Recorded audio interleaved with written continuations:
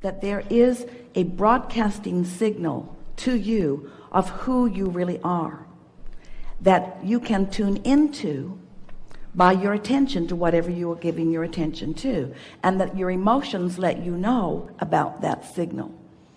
And nothing matters more than that. Once you feel your way into that receptive mode, so that you are really in sync with the whole of who you are, that's when things begin manifesting around you, and others call you master.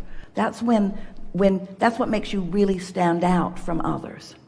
Now here's a sort of scanty analogy. Esther remembers many years ago, she would tell you it was 100, but it wasn't. She had a CB radio in one of her early vehicles, and several of her friends were traveling, and they were communicating as they were moving down the highways with their CB radios. It was really fun. The thing about it that was interesting is that anybody that got onto that channel could hear the conversation, and they couldn't all talk at once. Sometimes it would get overloaded. So they'd be moving through an area, and they'd be talking to each other, because there were about 30 of them all moving together and enjoying the fun and the conversation, sort of like the very early days of Facebook.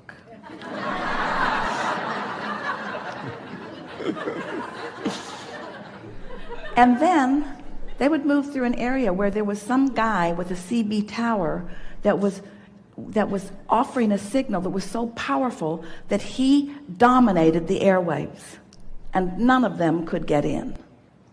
He just blasted the airwaves, and their transmitters and receivers were rendered useless for a little while until they drove out of the range of his influence. What we want to call your attention to is this influence of well-being that is like that it doesn't take nearly as much tuning into it as any of you think. But most of you are running around with so much chatter going on, chatter that is far less relevant to you than that. And that's really what we're trying to get you to tune into.